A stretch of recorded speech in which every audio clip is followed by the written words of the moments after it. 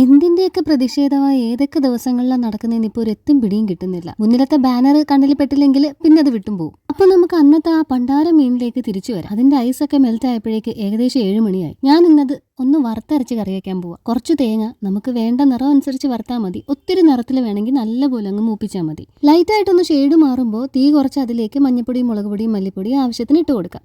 ഇനി വെളിച്ചെണ്ണ ഒഴിച്ച് അതിലേക്ക് കടുകും ഉലുവയും ചേർത്ത് പൊട്ടിക്കാം. ഈ ഒരു ബോട്ടിൽ സെറ്റ് ഓഫ് 6 ആണ്. ഇതുപോലെ കടുകും ചെറിയ ജീരകവും പെരിഞ്ജീരകവും ഒക്കെ ഇട്ട് വെക്കാൻ പറ്റും. മെയ്ഡ് ഓഫ് ഗ്ലാസ് ആണ്. കുറച്ച് കോമ്പാക്റ്റ് ആയിട്ട് ഒതുങ്ങി ഇതെല്ലാം അവിടെ ഇരുന്നോളും. ഇതെല്ലാം കൂടെ പൊട്ടിക്കഴിയുമ്പോൾ അതിലേക്ക് ഇഞ്ചിയും വെളുത്തുള്ളിയും പച്ചമുളകും ചെറിയുള്ളിയും കൂടി ഇട്ട് നന്നായിട്ട് വഴറ്റി കൊടുക്കാം. നേരത്തെ വറുത്ത് വെച്ച കൂട്ട് ഇത്തിരി പുളിവെള്ളം ചേർത്ത് ഇതുപോലെ അരച്ചെടുത്ത് ഇതിലേക്ക് ചേർത്ത് ആവശ്യത്തിനുള്ള ഉപ്പും അജാറ് കഴുകിയ കുറച്ച് വെള്ളവും ഒക്കെ ചേർത്ത് പിന്നീട് കറിക്ക് വേണ്ടത്ര വെള്ളം ചേർക്കാം കേട്ടോ. ഇതിങ്ങനെ മഷിപ്പരുവത്തിൽ അരച്ചെടുത്താൽ നമുക്കിത് എത്ര വേണേലും നീട്ടിയെടുക്കാം. നാളെ ആകുമ്പോൾ ഇത് കുറച്ചുകൂടെ പറ്റിയിരിക്കും. അപ്പോൾ വേണമെങ്കിൽ വീണ്ടും വെള്ളം ചേർക്കാം. നന്നായിട്ട് ഇതങ്ങോട്ട് തിളച്ച് വരുമ്പോൾ അരിഞ്ഞു വെച്ചേക്കുന്ന മീൻ ഇതിലേക്ക് ചേർത്ത് കൊടുക്കാം. എനിക്കൊരു സോഫി മിസ് ഉണ്ട്. മിസ് ഇത് മുഴുവൻ മല്ലിയും വറ്റൽ മുളകും ഒക്കെ തേങ്ങയുടെ ഒപ്പം വറുത്തരച്ച് കറി വെച്ചിരുന്നു. അതിനും നല്ല രുചിയാണെന്നാണ് മിസ് എഴുതിയിരുന്നത്. അപ്പോൾ ഇനി നമുക്ക് നമ്മുടെ സ്ഥിരം പരിപാടിയിലേക്ക് കിടക്കാം. രാത്രിത്തേക്ക് ഇന്ന് ദോശയാണ്. അമ്മ ഉണ്ടാക്കി വെച്ച തീയലിൻ്റെ കുറച്ച് ബാക്കി ഇരിപ്പുണ്ട്. തീയൽ വേണ്ടവർക്ക് തീയലും കൂട്ടി ദോശ കഴിക്കാം. ഇനിയിപ്പോൾ മീൻകറി വേണ്ടുന്നവർക്ക് മീൻകറിയും കൂട്ടി ദോശ കഴിക്കാം. മീൻകറി ഞാൻ നാളത്തേക്ക് വെച്ചതാണ്. നമ്മൾ ഇങ്ങനെ വെക്കുമ്പോൾ കറി തലേന്ന് വെച്ചാൽ നല്ല രുചിയായിരിക്കും. ഇനി നമുക്ക് ചടപട 4-5 ദോശ അങ്ങ് ചുട്ടെടുക്കാം. ഇന്നിപ്പോൾ ഞങ്ങൾക്ക് എല്ലാവർക്കും ദോശ വേണം. അപ്പോൾ അതുകൊണ്ട് തന്നെ ഞാൻ പൊടി ദോശയൊന്നും ചുടാൻ നിന്നില്ല. പറ്റുന്നത്ര വലിപ്പത്തിലും ചെറുപ്പത്തിലും ഒക്കെ അങ്ങ് ദോശ ചുട്ടു.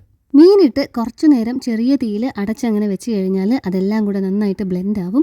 പിന്നീട് നമുക്ക് വേണമെങ്കിൽ പുറത്ത് ഇത്തിരി കറിവേപ്പിലയും കൂടി ഇട്ട് മീൻകറി ഒന്ന് സീസൺ ചെയ്തെടുക്കാം. അമ്മ ഇവിടെ വന്നു കഴിഞ്ഞാൽ ഞാൻ എപ്പോഴായാലും കുറച്ച് തേങ്ങ തിരികെ വെപ്പിക്കും കേട്ടോ.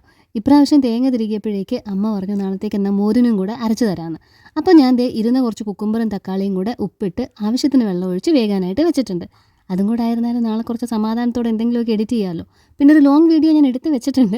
ഉടനെ തന്നെ പോസ്റ്റ് ചെയ്യാം കേട്ടോ. നിങ്ങളിൽ ഒരുപാട് പേര് ലോങ് വീഡിയോ അങ്ങനെ മിസ് ചെയ്യുന്നെന്ന് പറഞ്ഞതുകൊണ്ട് ഒരു ഫുൾ ഡേ ആണ് ഞാൻ എടുത്ത് വെച്ചിരിക്കുന്നത്. അപ്പോൾ തന്നെ നിങ്ങൾക്ക് ഊഹിക്കാമല്ലോ വീഡിയോ കുറച്ച് വലുതാണ്. മോര് കറിക്കായിട്ട് വേഗം വെച്ച നമ്മുടെ കുക്കുംബറും തക്കാളിയും ഒക്കെ നന്നായിട്ട് വെന്തുടഞ്ഞ് വന്നിട്ടുണ്ട്. അതിലേക്ക് അമ്മ അരച്ചു തന്ന അരപ്പും ലേശം വെള്ളവും കൂടെ ചേർത്ത് താളിച്ചിട്ടാൽ കറി റെഡി. മോര് കറി താളിക്കും ഒരിത്തിരി കാശ്മീരി മുളക് പൊടി ഇട്ടാൽ ഇതുപോലെ കറിയുടെ മേലെ കളർഫുൾ ആയിട്ടിരിക്കും. ഞാൻ ദോശയും തീയലുമായിട്ടാണ് എടുത്തത്. അതിന് കുറച്ച് മീൻകറിയും കൂടെ വെച്ചിട്ടുണ്ട്. അമ്മയും മക്കളും എല്ലാവരും കൂടെ ഒരൊറ്റ പ്ലേറ്റിൽ ദോശയും ഇത്തിരി മീൻകറിയും തീയലും ഒക്കെ എടുത്ത് കഴിക്കാൻ പോയിട്ടുണ്ട്. മുമ്പ് സേറമോളുടെ പപ്പ ഗൾഫിൽ നിന്ന് വന്നിട്ട് അവർക്ക് 2 പേർക്കും ഓരോ പുത്തൻ സൈക്കിൾ മേടിച്ചത് വെളിയിൽ വെച്ചിട്ട് ആരാണ്ട് എടുത്തിട്ട് പോയി. 2-3 വർഷങ്ങൾക്ക് മുമ്പാണ്. ആ കഥ സേറ പറഞ്ഞ പിന്നെ കുക്കു സാർ ഒരു ദിവസം പോലും സൈക്കിൾ വെളിയിൽ വെക്കത്തില്ല. തേങ്ങ തിരുകുന്ന മെഷീൻ ഒതുക്കി കിട്ടിയതുപോലെ ഇന്ന് എനിക്കൊരു ഡിഷ് വാഷറും കൂടെ കിട്ടിയിട്ടുണ്ടായിരുന്നു. പാത്രമൊക്കെ അലൻ കഴുകി. സപ്പോർട്ട് ചെയ്യുന്ന എല്ലാവർക്കും ഒരുപാട് താങ്ക്സ് ഉണ്ട്. നമുക്കിനി അടുത്ത വീഡിയോയിൽ കാണാം.